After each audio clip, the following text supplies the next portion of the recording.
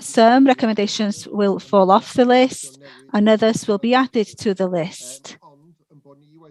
But then that we make sure that we bring a report, a similar report to you every third quarter during the financial year to give you that assurance that we are considering them and working on the national recommendations from the different reviews being done by the external auditors. Thank you. Do members have any comments, please?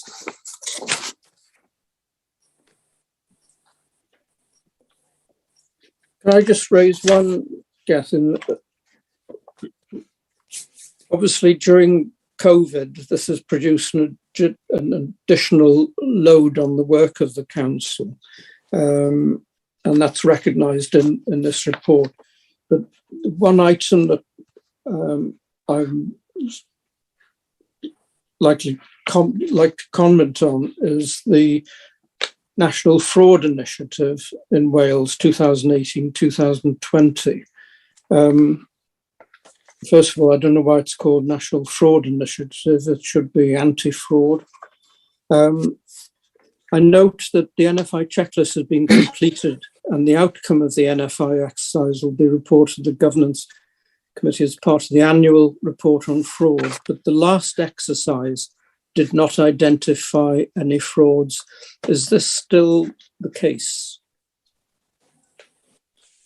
Mr. Chair, I am very glad to say that the relevant services are present to be able to answer your questions.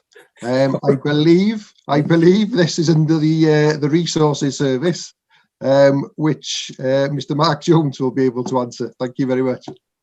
Okay. I'll leave it in Marian's capable hands. She's raring to go there. I can see her raring to go to answer. All right. Diolch yn fawr iawn. Yes, the National Fraud Initiative is a biennial exercise. So we got the latest match releases at the beginning of January. We are slowly working our sort of way through those matches. To date, we haven't found any fraud. The National Fraud Initiative is actually referenced in the counter-fraud strategy and also in my internal audit update. You'll see there's a section there on the matches that we're currently working on. Yeah. Where I think we've done about 5 or 6 reports now, and to date we haven't found anything. It is highlighting some weaknesses in our processes. So, for example, I do allude to this later in my counter-fraud strategy about fraud and corruption in procurement. So that's why we are looking at that as a specific audit, and we will be reporting early in 2022. But yes, in the counter-fraud annual report that will come to you next year, I will give you a full update on what we found from the National Fraud Initiative. All right, thank you very much, Marion. I'm impressed at the way the 2 people were able to pass it down to you. You're at the end of the line. Thank you very much. So we come now to the recommendation that the Governance and Audit Committee accept the update as a record of the County Council's annual update against the related recommendations, and we accept the proposal that updates of this type will be scheduled annually for the attention of the committee during Q3 in the future. Proposer? John, thank you. Seconder? Richard? All in favour? Hands are up. Thank you very much indeed. So, thank you, Gethin. You're now released. Thank you very much. Thanks for your contribution.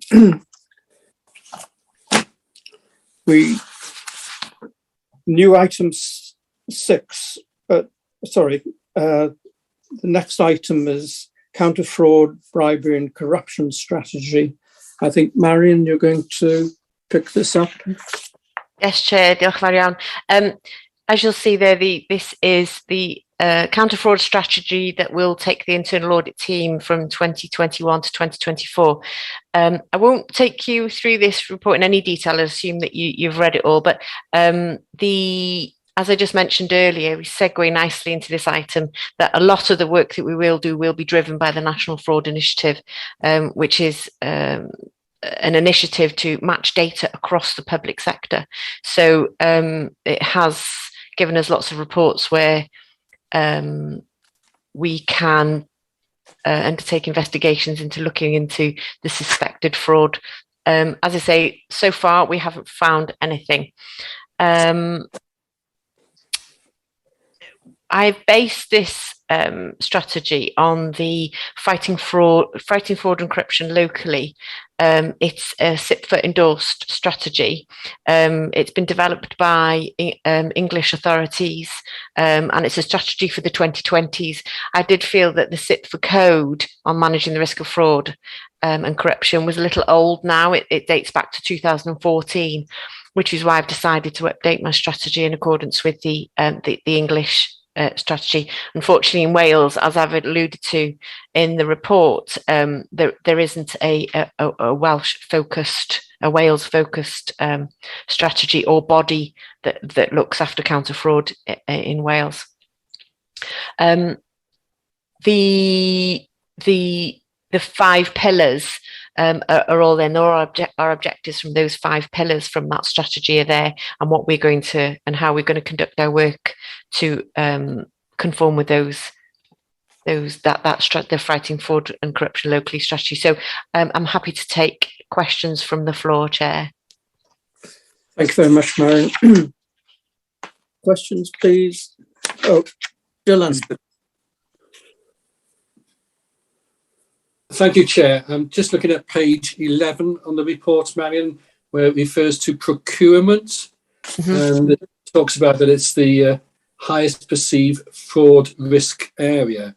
And then later on, it says that the council accepts that this is an area that needs to be strengthened, and that we do not have a consistent system or approach at present.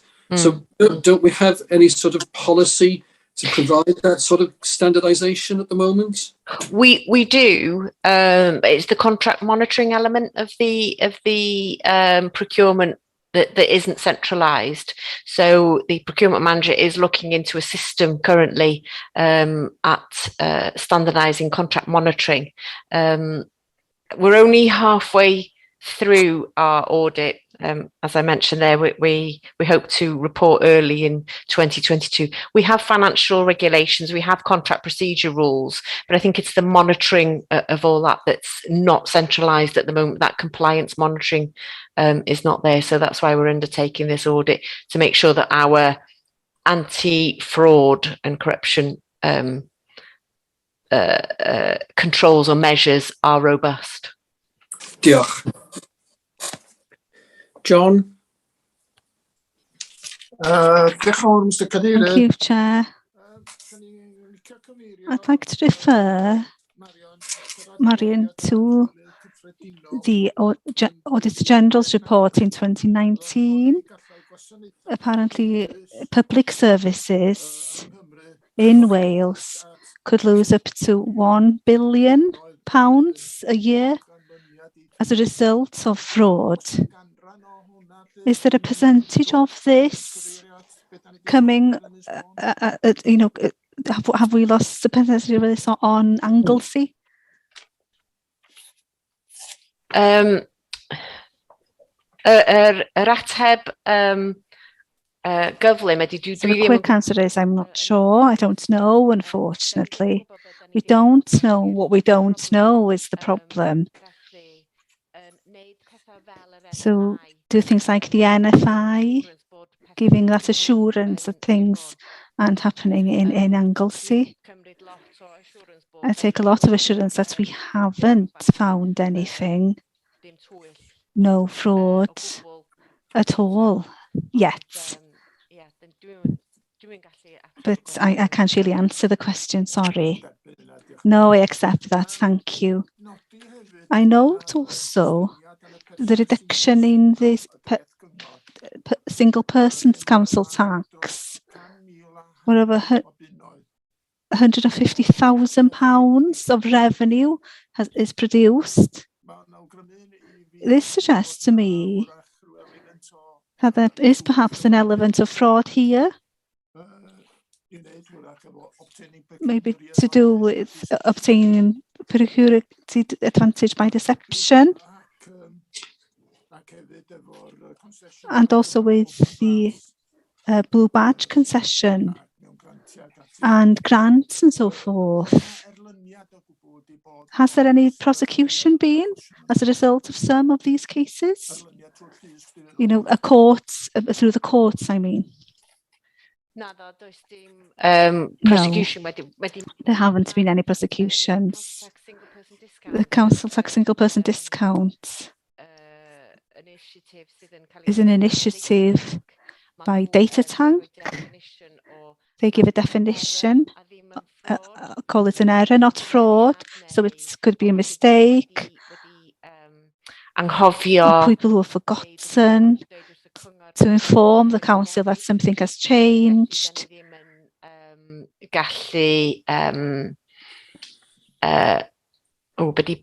So we can't prove that fraud has taken place. Have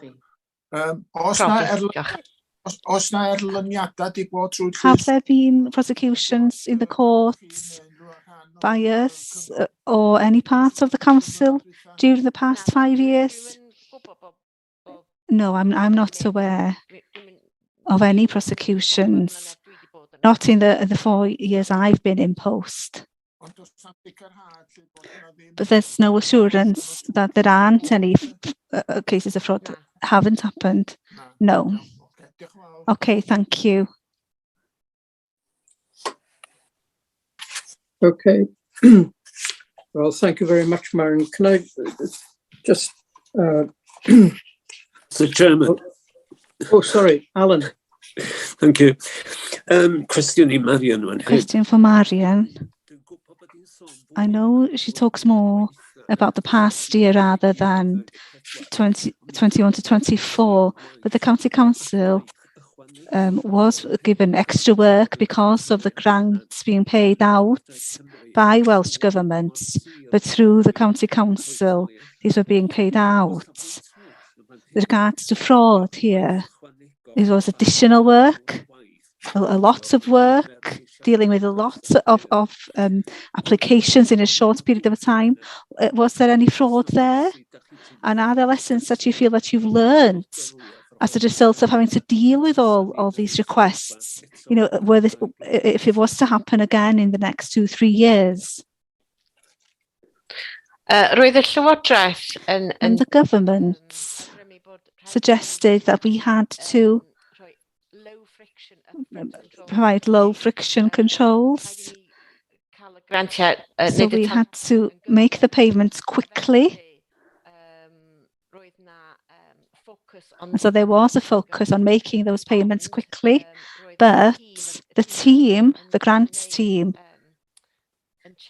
were checking all the payments before they went out.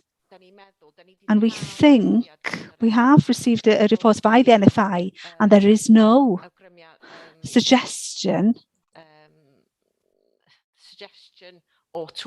of any fraud. There aren't any matches, but we want to do a little bit more work before we decide whether fraud has taken place or not.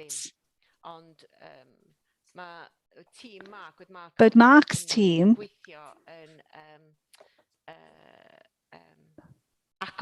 worked very closely with the team to conduct those checks on the payments before they went out. And one member of the team, the internal audit team, worked with the team as well to make those checks before those payments were made. So I'm 99%, nearly 100% sure that no fraud took place with regards to the grants that were paid. Can I just add to Marion's comments, Chair? Yes. One good thing of living on Anglesey and just small places, everybody knows each other. a lot of these applications came from businesses that we know existed. We know who they were.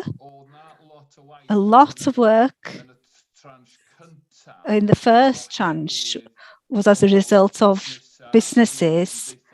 They hadn't told us when they were moving in and out of a property where they paid business rates, because of the fact a lot of small businesses are exempt from paying any taxes or any business taxes to us. So a lot of them didn't update us. And a lot of the work to start with was more or less tidying up our business rates list before releasing the payments. So we were making sure that we were happy that the business was in the property they were claiming for, and that they were the taxpayer at the right time. So a lot of work was done at the beginning, but once that first tranche went through, we'd come to know the businesses. We knew who they were, the names were familiar to staff. So the second and third, fourth tranche, they went through much quicker because we know, oh yes, they're still there, they're okay. I'm fairly confident, like Marion said, 99% and perhaps more, that there were correct payments. I'm aware of one case where a wrong payment was made and we haven't recovered that money.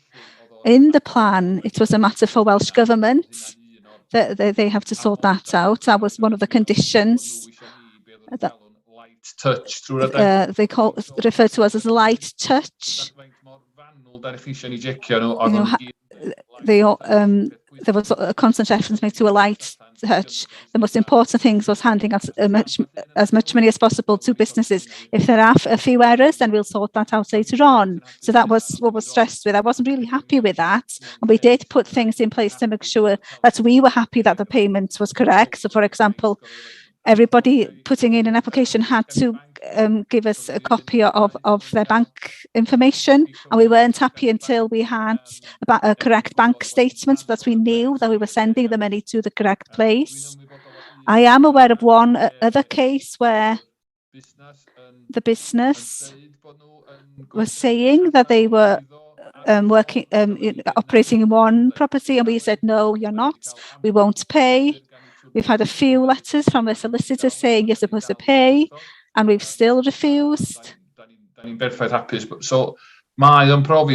does prove that we are looking at these applications as they come in. Like I say, there was more work with the first tranche, but at the end of the day, I am fairly confident and I agree with Marian that 99% of them were correct. Thank you, Marianne. Thank you, Mark. Can I congratulate the department for being so effective in handing out these grants in a challenging time? And also, quite naturally, you did this work in a short amount of time and very effectively, as we've heard. And the businesses do appreciate this. Thank you. Thank you very much, everyone. Before we come to the recommendation, can I just mention one thing, Marion, that in this report, which is headed Counter-Fraud, Bribery and Corruption Strategy, that the emphasis is almost wholly on fraud. Even SIPFA in the argument, or the page 58, they don't even mention bribery. And in the appendix, there is no reference at all to bribery in the documents reviewed. And I suspect that it's probably right that we concentrate on fraud. I also suspect that discovering corruption and bribery are much more difficult. And maybe it's best that our efforts are spent on counter-fraud. But I was wondering whether there's anything that we pick up in the normal day-to-day activities that gives even a hint of bribery and corruption? Well, I'm hoping the audit of in procurement will highlight any bribery, corruption kind of weaknesses, or but there is a footnote in the SIPFA reports that does say where we mention fraud, it does actually speak about it. It's a generally it's a broad legal term for covering fraud, bribery, and corruption, and all those things. Right. Although there is the Bribery Act, so there is a separate act to the Fraud Act 2006. But yes, I think looking at our focus is, quite rightly, as you say, it is on fraud, but there are elements of bribery and corruption in what we look at as well, although not specifically focused. Good. Have I missed anybody? Councillor John Griffith has got his hand up. John. Thank you very much, Chair. Can I just firstly support the comment made by Councillor Alan Roberts regarding the preparatory work and presenting those grants to businesses and so forth. Excellent work, fair play. As I used to be a policeman, and I believe in prosecuting criminals. But also as a way of as a deterrent. In the reports, I haven't seen a reference made to prosecuting criminals who do commit fraud. For example, I see on page 13 with objectives, providing correct level of resources to find fraud if we're informed about fraud. Should you perhaps also add the word prosecuting as well as investigating fraud? We should refer to prosecuting people who commit fraud. Perhaps that would be a deterrent, and you may be able to do that. Do you intend to consider, taking people to court for committing fraud against the council? Yeah. On the next page, page 14, the next pillar is pursue after prevent, and in the objectives, and a box at in the top. The box in the top, it says that where criminality has been proven, then the Proceeds of Crime Act 2002 will, where appropriate, be used to recover funds. The problem we have is that the police don't want to take small cases forward. They don't really have the resources to look at everything.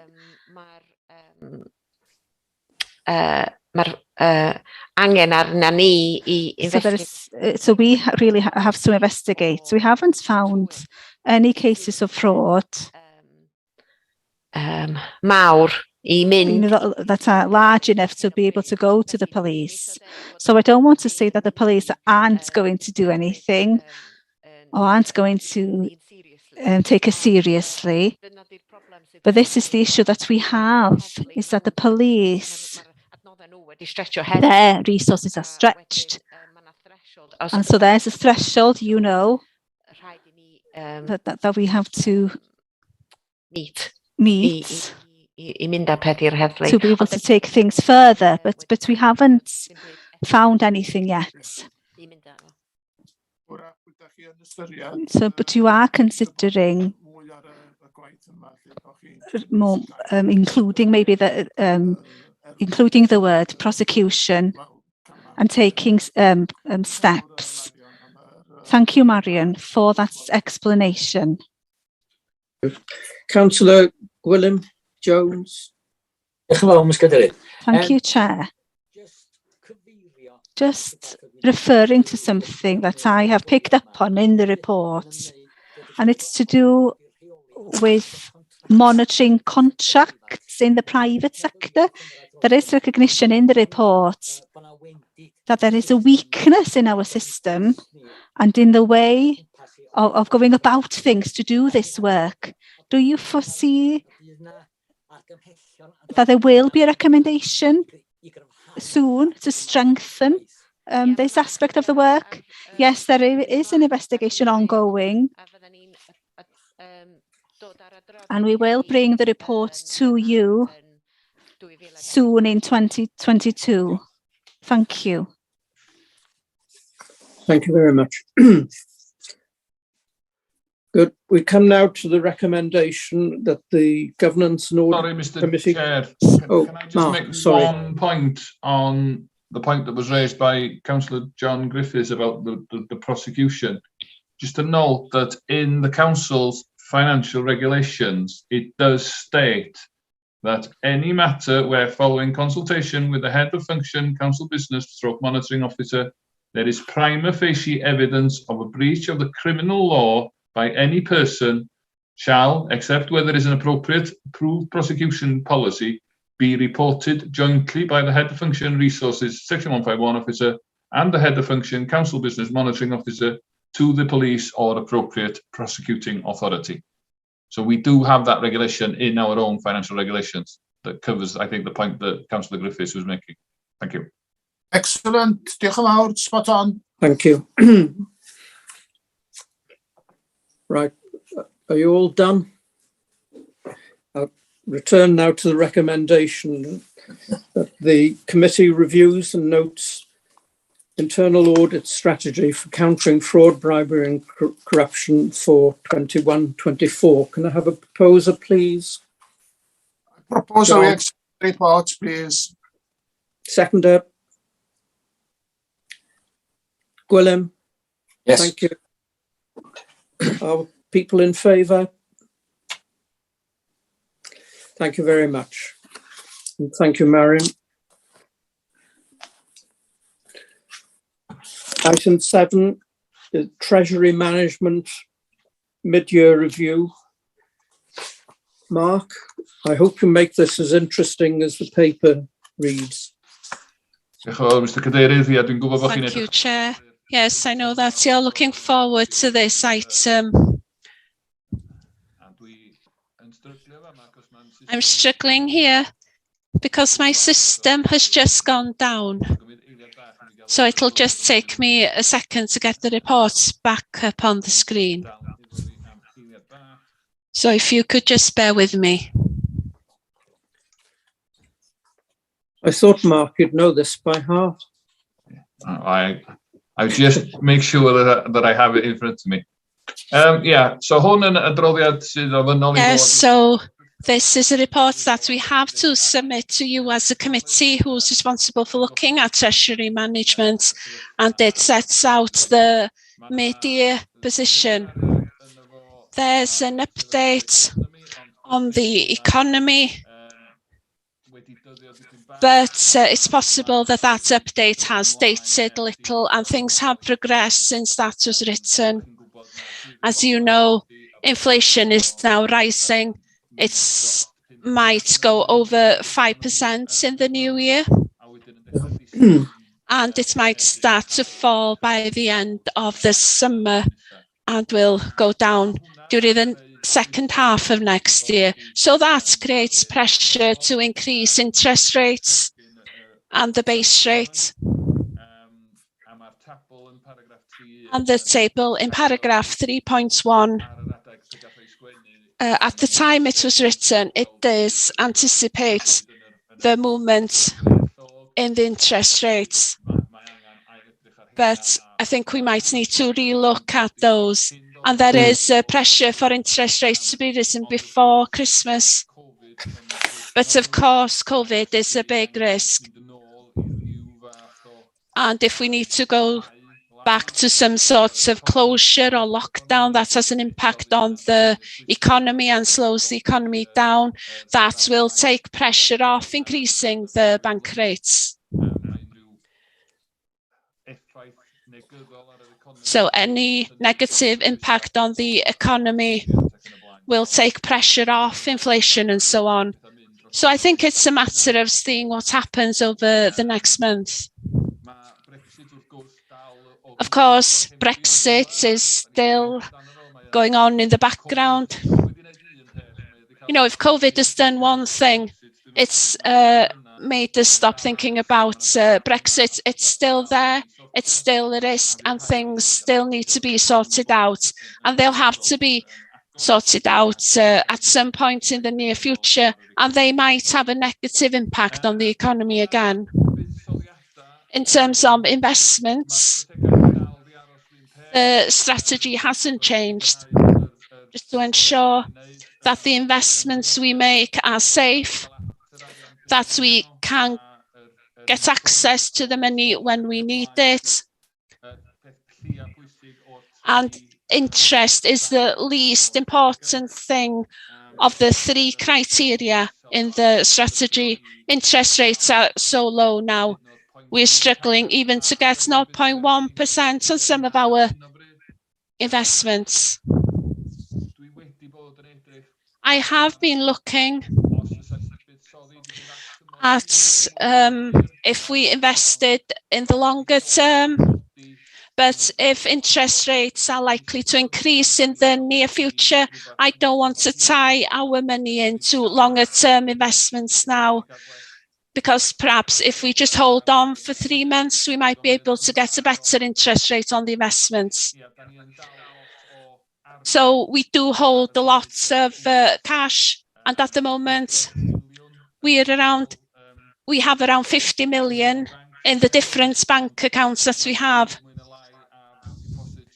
But it's all more or less on short-term deposits, but I don't want to tie it up for the long term and perhaps miss out on increases in the interest rates in the new year.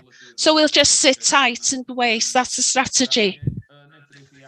We are looking to open a bank account with 2 new banks that we haven't used before. They do meet the requirements in terms of credit ratings. Link, our advisors, have said that we might get a better interest rate from them than we're getting from some of our current banks. So we'll be moving forward to do that. But more than that, we are struggling to find places to invest the money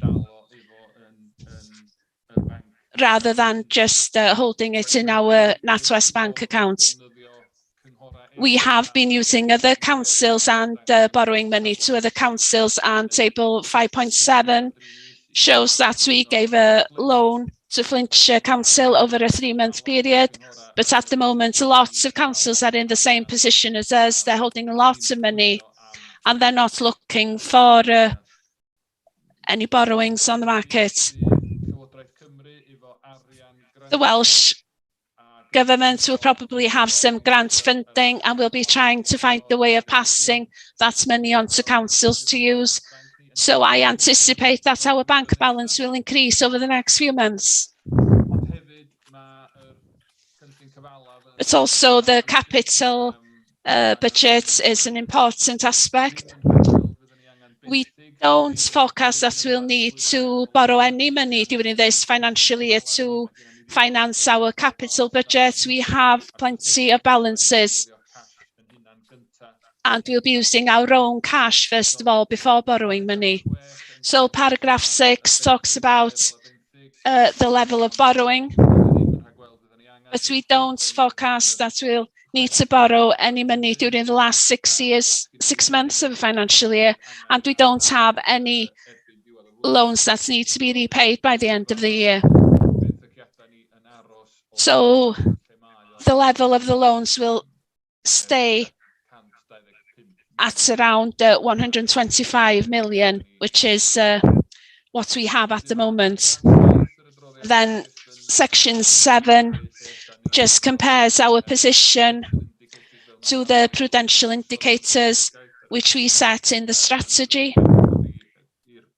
That strategy was submitted to the committee in February, and we are well within all of those indicators. We're not breaching any of them. Our loans, as I said, are down. They're lower than we expected due to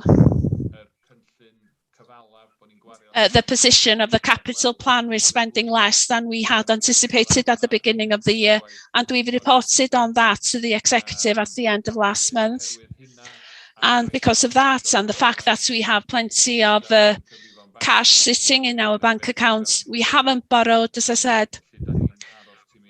So we are within the limits set in the strategy. Apart from that, I don't have much to report. Things are quiet in the Treasury management field. Things might change in the new year if interest rates start to move.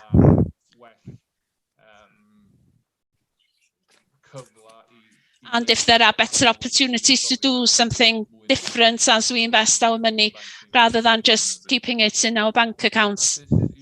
But I'm happy to accept any questions. Thank you, Chair. Thank you very much, Mark. Other questions, please?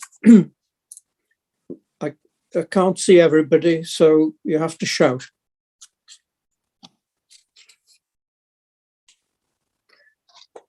I think you stunned them into silence, Mark, with your report. I think I always do, don't I? William. I'm pleased to read in the reports when you talk about the big projects, the major projects, and we're thinking, for example, about the schools modernisation programme. It appears that there will be an underspend on that programme and the work on the roof of Canolfan Addysg y Bont. Yes, I don't think it'll be an underspend. It's a matter of the project slipping. As you know, Ysgol Corn here took a long process to reach the point where we had permission to start the project. As you know, the project has now started. The extension to Ysgol y Graig has been delayed, but we will be moving forward with it. And the expenditure will slip into next year. So that doesn't mean that we'll be losing any grants or any funding from the Welsh Government. There are 4 elements that we can use to fund new schools. First of all, the grants we receive from the Welsh Government. They then allow us to borrow money and they fund the borrowing costs. That's what they call supported borrowing. And then we have the income we generate by selling the old school sites. And of course, we have to borrow at our own cost, or unsupported borrowing as it's called. So usually we claim the grant, and if we need to borrow, we use the supported borrowing first. So we try to hold back on the costs that fall squarely on the council for as long as possible. So it isn't an underspend as such, it's slippage. With the roof in Canolfan Addysg y Bont, the work is progressing. Of course, it's a very complicated issue. We have solicitors involved moving the case forward to see if the council can claim the cost back from any of the parties who were involved in the design and construction. So that work is progressing. But I think the council's priority is to complete the work. You know, we'll sort out the case afterwards, but the priority is to complete the work and get the children back in school. So that work is progressing. And I hope we'll be in a position to start work on the roof in the new year. I understand that the scaffolding is being erected, but they've been held back due to the weather. The 2 recent storms haven't helped, especially when workers need to go onto a roof to erect scaffolding. But we hope that things will be progressing. with the work to repair the roof in the new year. Thank you. Thank you, Mark. I do note that as in 19 to 20 and probably 20 to 21, that the capital expenditure programme starts on a high figure, and that halfway through that figure is reduced quite dramatically. And we're now in a position in this current year that the pace at which you've got to spend the money by April is twice that of the rate at which you spent the money in the first half. And we finish up your target of 39 million is again a forecast to occur during the winter period. And I must confess to being very doubtful about whether even the lower estimate is going to be achieved. As we reported to the executive last month, the capital projects, some of them have been delayed because of the political process to go through to get them to the point where they start. Particularly the schools, Ysgol y Graig and Ysgol Conhir were subject to some delays in the process of authorisation.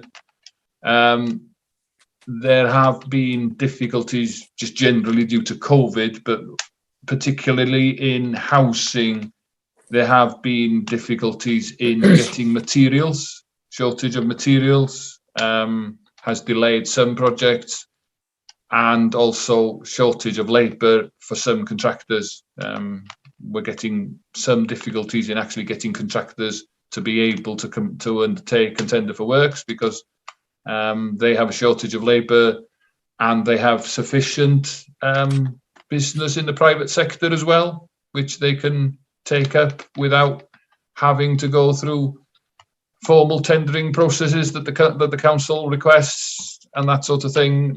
You know, it's easier for them to do their business in the private sector rather than the public sector. So there are a number of issues that have impacted on the progress in 21, 22, but that's not to say that we don't experience those problems usually anyway.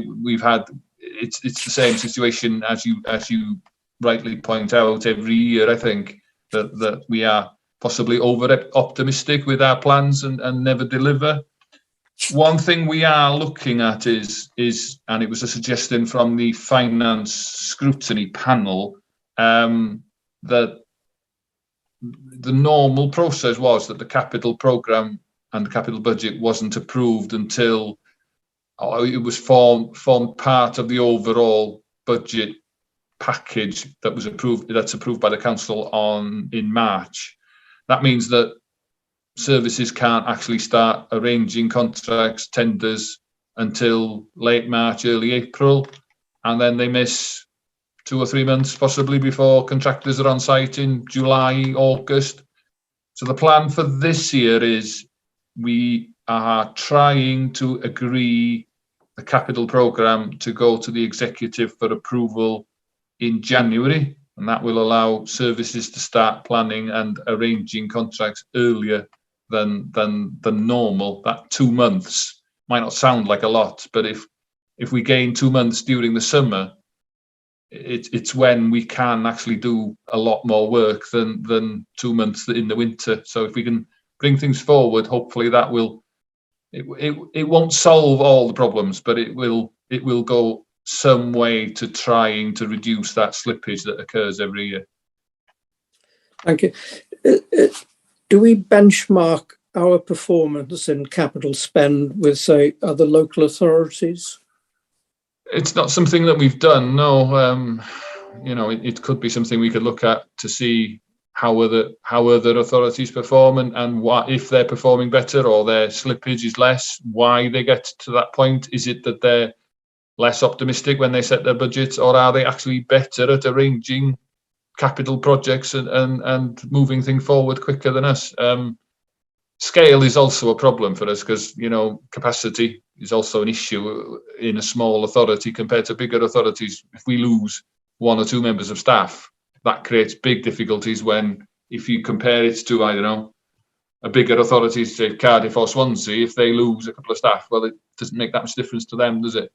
So No. we'd have to be careful what we compare to. We'd have to find similar authorities that were performing better than us, and then try and learn from them. But it's a suggestion that we will look at.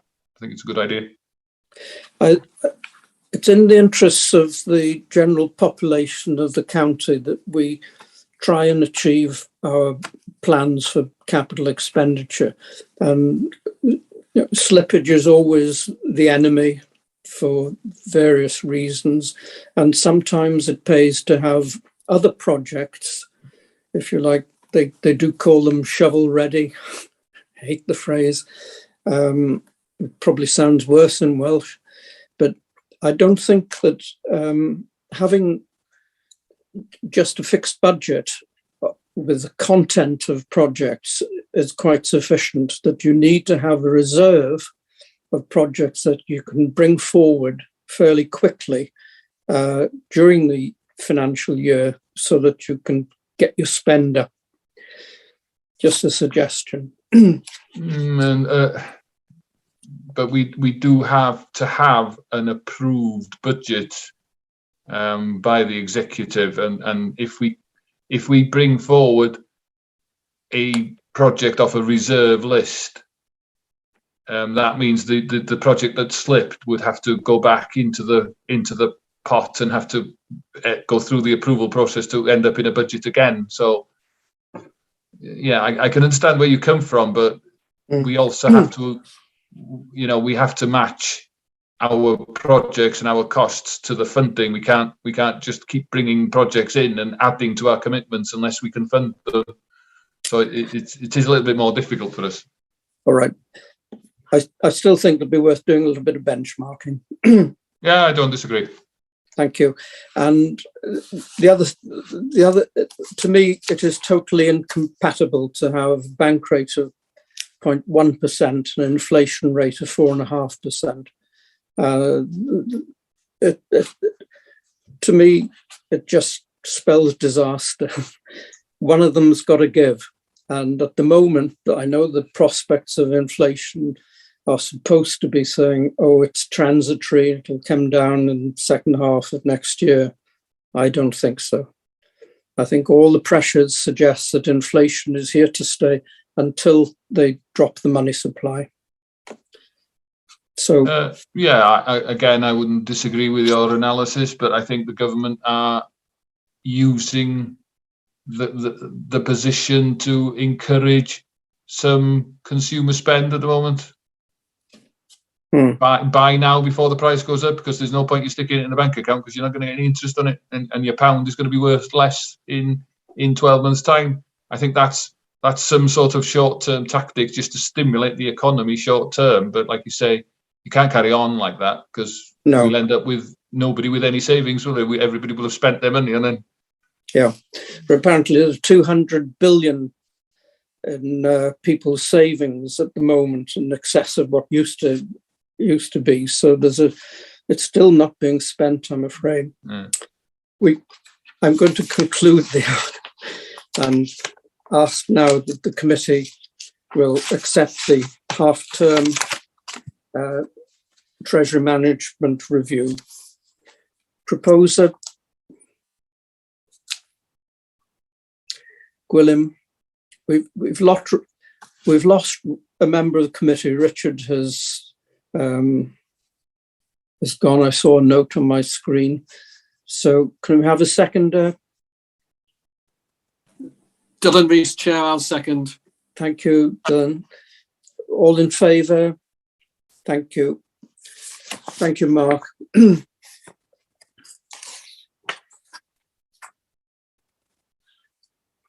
We come now to external audit. Isle of Anglesey County Council Annual Audit Summary 2020. Alan? Thank you, Chair. I've need to offer my apologies here to the committee. Clearly, you have had sight of the summary for 2020 on the draft agenda. That there was the suggestion that we put the 2021 summary in front of you, because the process of completing the accounts has still not finalised at one of the authorities in Wales. We can't draw out the comparative information because you may be aware in last year's summary report we did benchmark or compare relative performance, or not performance, but relative amounts such as net revenue expenditure and reserves and so on, and we can't do that comparison until all 22 are in.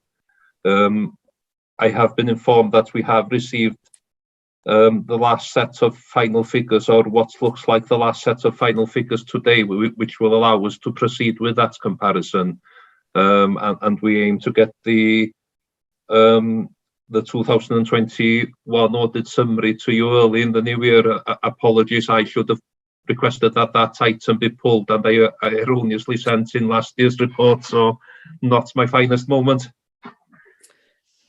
Apologies are accepted, and could we, our next meeting, I think, early February, could we have that as a target date for the report?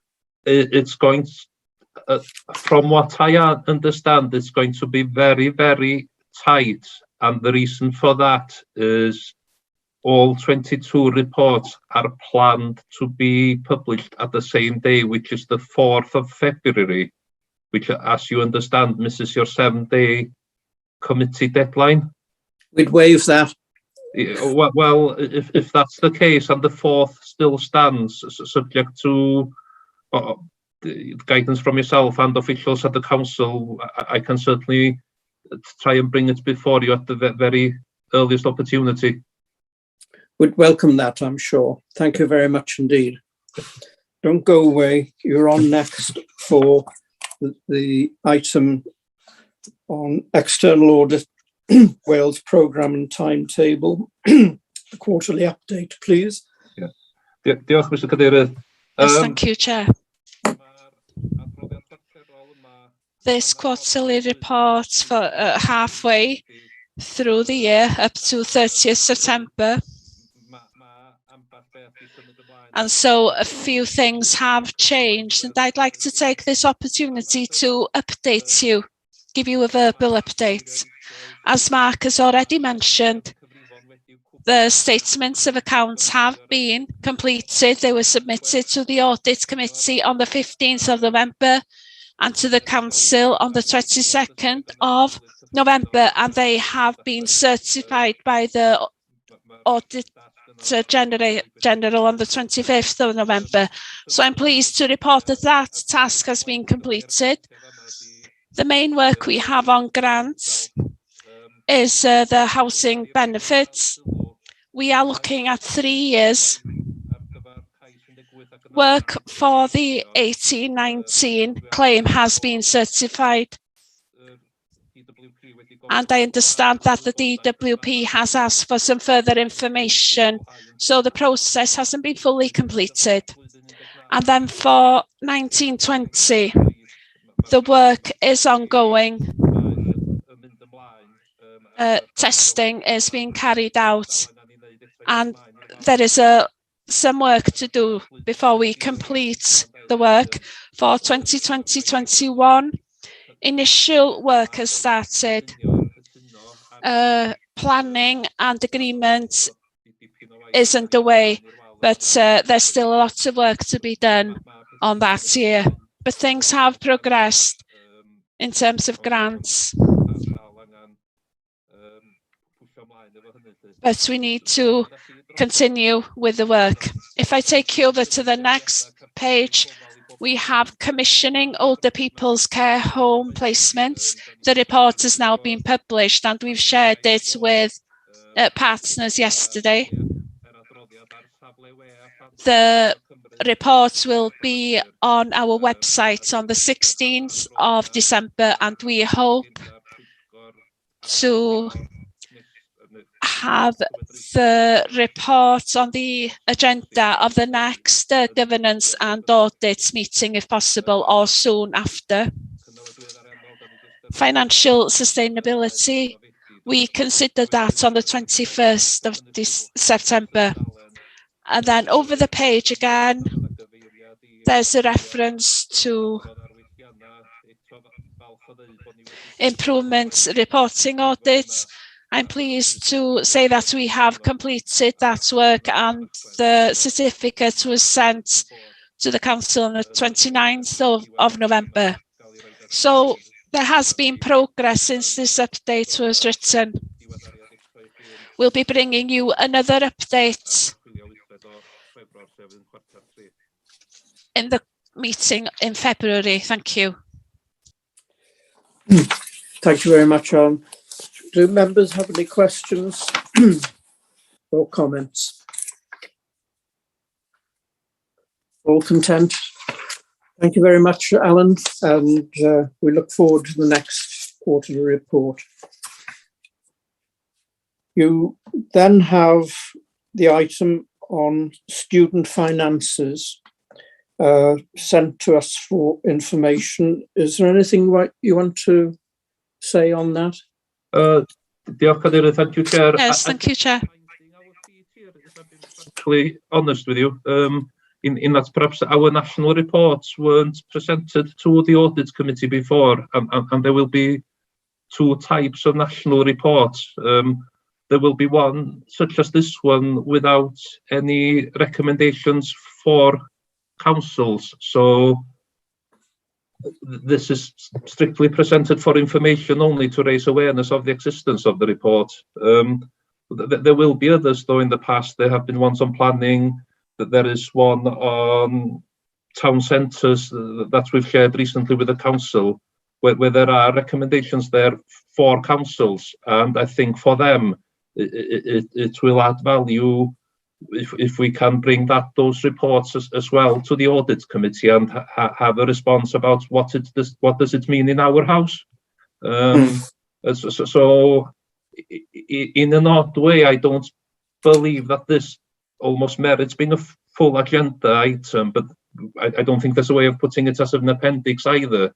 This one is strictly there to raise awareness, but there will be others, especially the upcoming town centre one, where there are recommendations there for local government, and it will be, I think, to the advantage of the Audit Committee and members to yes, get a viewpoint of what does this mean for us.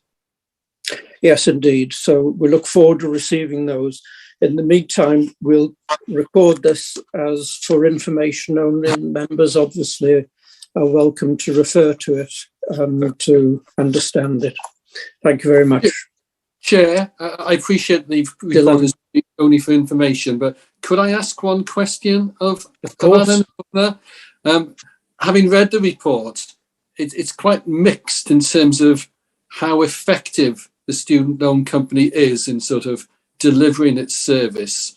And I note that it costs £20 million a year. That's what the Welsh Government have to pay for the service that's delivered by SLC. And over the last 3 years, it's cost £68 million to deliver. And as I say, the actual performance is very mixed. Did Audit Wales consider whether or not it should not be outsourced but should actually be delivered in-house by Welsh Government, or perhaps another company deliver the actual service? Because, as I say, the performance does seem quite mixed and very expensive. Yes, thank you. I'm sorry for the delay. I'm curiously scrolling through the report here because one of the recommendations is that Welsh Government should periodically review the value of money offered by the agreement and conclude as whether or not that is the model they want to continue with going forward. So I may not have word for word reflected the recommendation there, but certainly within the arrangement, really, councils and local governments from time to time need to review those arrangements to ensure that they continue to provide value for money, don't they? Okay, thank you very much. Any more comments, please? All right, thank you, Alan, again. We go now to the internal audit update. Marion? Yes, Chair. Please. Because of the lateness of the day, I won't go through this in any detail. There are 3 other reports that the committee will have received separately, the full copies of the reports. You'll see that we've completed the 4 reports in the period since we last reported on the 1st of September. The first one, investment and assets, was a reasonable assurance. It's clear the council faces difficult decisions due to the scale of the council's capital asset maintenance requirements within its current asset portfolio and the challenges it faces when considered in the context of the capital funding available. However, we've decided it's too early to make a full assessment of the effectiveness of the controls in place to manage the risk, to the sustainability and effectiveness of the council's physical assets. However, we haven't raised any formal issues or risks that require management attention. Its work is clearly still in progress. However, we are reasonably assured by the council's recognition of the need for further work in this area, and progress to date demonstrates it is committed to strengthening its framework of controls in this area, and will continue to monitor the risk going forward. That's the first piece of work. Would anybody like to ask any questions before I move on to the next one?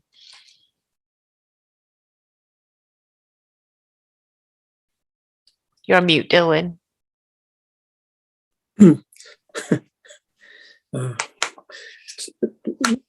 Zoom quickly becomes Zoom. Right. Any questions for Marion on the investment and assets paper? If not, move on, Marion, to recovering council sundry debts and the impact of COVID. Yeah. So although this is a limited assurance, and you can see by the volume of issues and risks we have raised, we are assured by the fact that the Director of Function Resources and Section 151 officer has commissioned a consultant to address the issues and risks raised in the action plan, and a project with milestones has been developed and agreed with the consultant, and you will see in the action plan that we sent to you previously that there is that project in place to address all the risks. So unless there's any questions on that particular issue, I'll move on. Okay. Chair, I just got one quick question for Marion. The report says that the COVID-19 pandemic and technical issues have affected monitoring of service performance and connection rates, both at service level and corporately. I'm well aware of sort of how the pandemic has affected sort of performance and monitoring, but what exactly are these technical difficulties that have caused problems? Diolch. There's performance reporting issues, and the way that the system is set up, they can't actually the process and the system don't match each other. So there's a gosh, I've lost my words today in English as well. The two don't align, so it's making it very difficult to monitor performance and to progress with the process. I don't know if Mark wants to add any more to that then. Yeah, we have a great deal of difficulty with the team because they're so busy doing the day-to-day. We don't have really the time to develop the system and update our processes, our business processes around the system. And that's one of the reasons why I have asked the consultant to come in to do bits of work to actually move things forward. We have great difficulty, and we don't have in some areas the skill set of people to look at business processes and re-engineer them and make the best use of the financial system we have. Like I say, people are so busy using what they've got and just sorting the day-to-day. Nobody really has the capacity to sit back and ask the questions. Why do we do that? Why do we do it that way? Can we do it a better way? Can we do it a more efficient way?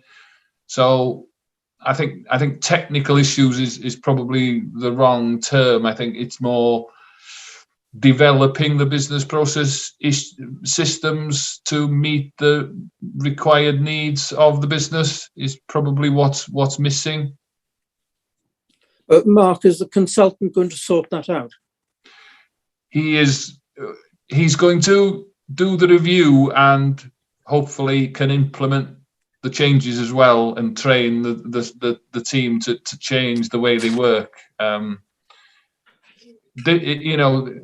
people are very comfortable, aren't they, doing what they're used to, and getting them to change the way they work is always difficult, isn't it? Because they like what they do in the way they do it because they're comfortable with that. And some people just don't like change, do they? So getting people to do that is the difficult bit always. But hopefully the person we found has the skills and the experience to do that piece of work and not just come in and like some consultants do and tell you what you should do and then go away. We want him also to deliver what he's suggesting as changes as well. Yeah, I note that it's programmed for the end of June next year. I think it might be helpful for the committee to hear before then how things are going. Can that be done? Yeah, when would you like that, Chair? So we've either February. I'm not sure if the April meeting will go ahead because of the elections. Will the April meeting go ahead, Mark? There's no reason why it shouldn't. There's nothing controversial going to happen in this committee that may influence the election. There's because the committee makes no decision on use of resources or anything that could be construed as helping particular candidates in an election.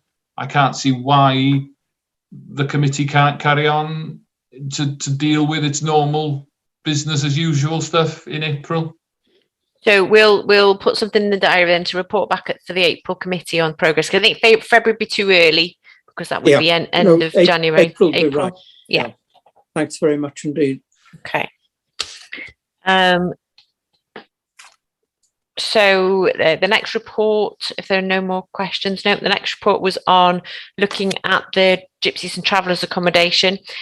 Committee will remember that we looked at this a couple of years ago and we made some recommendations at the time or highlighted some issues and risks. We've done a follow-up and we're pleased to report that that action plan has been completed. All the issues and risks have been addressed. There is a slight delay. There's been delayed by COVID. The Welsh Government postponed the date for the next Gypsies and Travellers accommodation assessment. So it has been delayed, but we're able to provide a reasonable level of assurance on the stage that we're at in the proceedings there. So unless there's any questions on that particular audit, no, I'll move on. And then the final one is an investigation we did in property services. We couldn't find any evidence that any member of staff is improperly favouring a supplier. There was an allegation made about a supplier being favoured.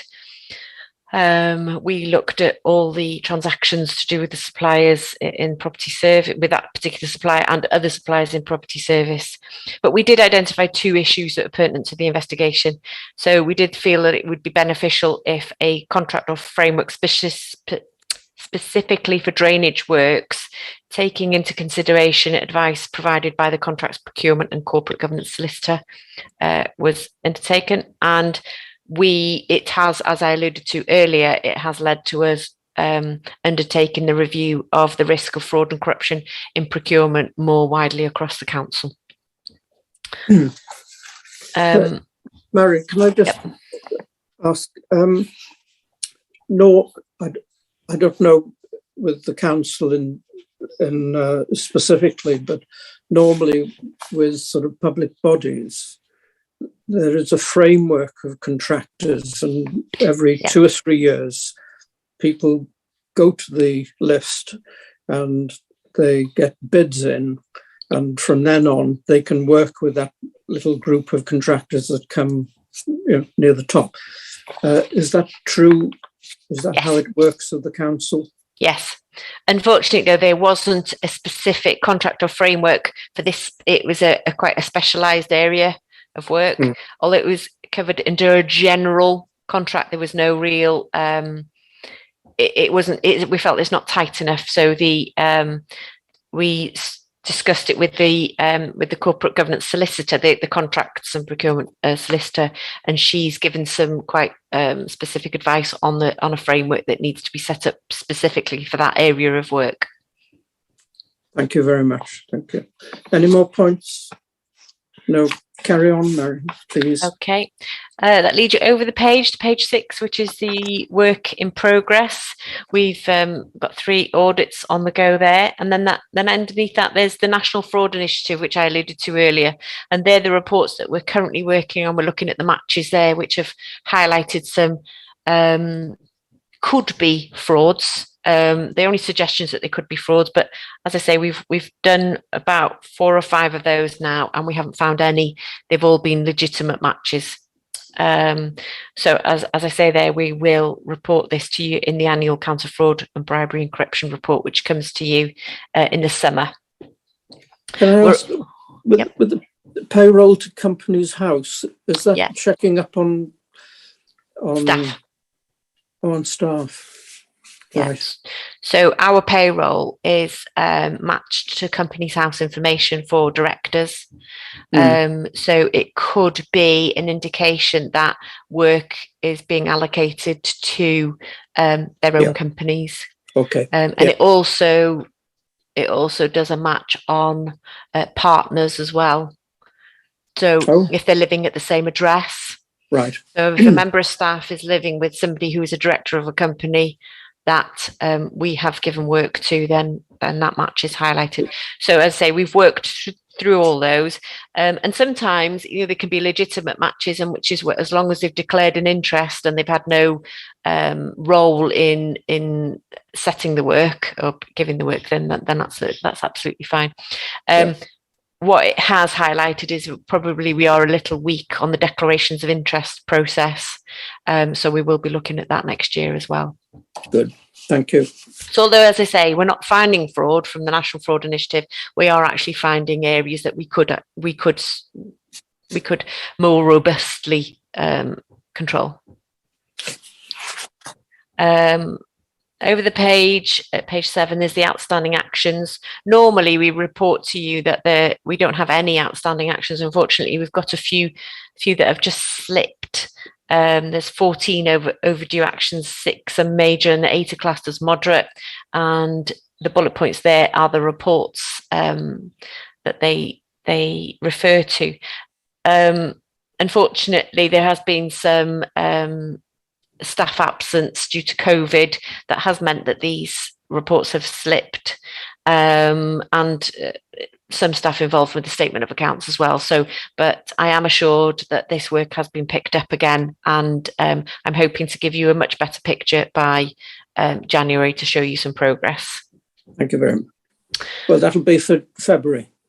Yes. Okay. Yeah. February meeting. Yeah. Over the page 8 are our priorities for 2021-22. I've got some good news for you for a change. Let's hear it. We've managed to successfully recruit an excellent candidate to join the team. We've stolen them from Gwynedd Council. Good. So the new member of staff starts on Monday, the 13th of December. He also has another string to his bow in that he is an accredited counter-fraud technician. So we will be exploiting those skills to bolster our counter-fraud work. Although he doesn't have any technical internal audit skills, he has a very broad experience of council, and particularly the council tax area of work and revenues. So I'm very excited about that appointment and really looking forward to working with him. Obviously, because he doesn't have an internal audit background, it will take a little bit longer probably for him to settle in, a bit more support. But yes, I'm really quite excited about the appointment. Congratulations. Thank you. Unfortunately, we do still have one member of staff on long-term sickness absence, though, so we're still not up to full speed yet.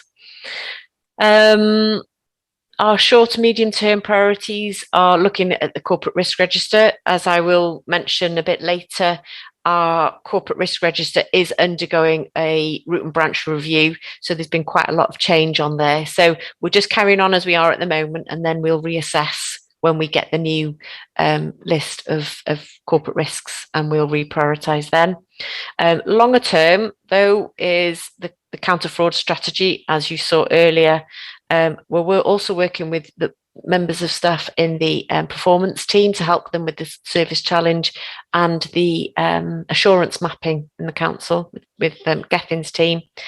And then we have our external quality assessment next year. This is the once in 5 year assessment, so there'll be quite a bit of work for us to do to prepare for that one in June 2022. Over the page is the dashboard, is that outstanding actions dashboard that I mentioned earlier. I'm sorry, it's not very clear on there, but if you have any questions, I'm quite happy to answer them, Chair. Okay. Members, do you have points to raise? On my limited screen, I can't see any hands up. So the recommendation is that the committee notes internal audits, assurance provision and priorities going forward. Everyone happy with that? Okay, thank you very much. Thank you. Marion. We have the internal audit charter now, and you're on again. That's me again, Chair. Thank you. You'll be very pleased to hear there are very minimal changes to the charter. Just the titles have been updated. It continues to be appropriate for its needs, so there's nothing to bring your attention to here, just literally a rubber stamping. You last saw it in February 2021 anyway, but the Governance and Audit Committee has changed its name. Good. Any questions, comments? Are people content? So the recommendation is that the committee notes a review and approves the continued appropriateness of the internal audit charter. We have a proposer, Gwilym, seconder, I think it was John had his hand up. All in favour? Good. Thank you very much, Marion. Nothing more to add? No, it's just the next one is for me now, the updated forward work programme. Yes, off you go. Again, there's only a few changes here. You'll see them in blue, in bold. The annual review of the committee's terms of reference has slipped to April. That's because of the Local Government and Elections Wales Act. We'll change our terms of reference, so we're, instead of changing it and changing it again, we're leaving it till then. Right. The risk management framework and the corporate risk register have changed. Have been reviewed. So that's slipped till February. That will come to you. It's had a root and branch review, so it's a really big change. So that's slipped to February. The annual insurance report has slipped to February as well, because we are in the middle of contract renewal. So we want to bring that to you when the contract has been renewed and it's sorted. Sorry, it's all going off here. The You annual. could get the gnome to answer that. Yes. Christmas gnome. The annual ICT security report. There's been a change of staff. We've lost our ICT performance manager, Lee, and so there's been a change of staff there. So that's slipped a little bit. That'll be coming to you in February, and that's all the changes, Chair. Okay. Is Nanette in attendance? She is. Sorry, under any other business, Chair, I would. Well, sorry. Now's the time.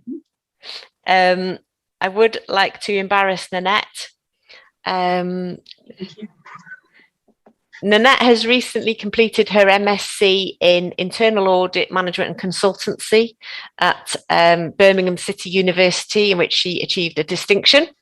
Wow. She's also had the accolade of Best Performing Student overall in the 2020-21 cohort for that master's degree. So I think we'd all like to congratulate Nanette in that achievement, and to thank the council for funding and supporting her in that master's degree. Well, I'll certainly endorse that. And first of all, I think it's wonderful when people carry on further education, higher education in this case, after the first degree. And I think on behalf of the committee members and the council, I'd like to congratulate Nanette on a fantastic achievement. So well done, Nanette. Are you there? Oh, thank you. Yes, I'm here. Yeah. Thank you. Thank you, Chair. Thank you. Appreciate that. All right. Well done. And thanks again. Right. I think we've ground our way to a halt. We've covered all the items on the agenda, and unless there are any desperate other items of business, I'm going to declare the meeting adjourned. So thank you, everyone. Thank you, Audit Wales. Thank you, councillors and officers, for your contributions. Merry Christmas.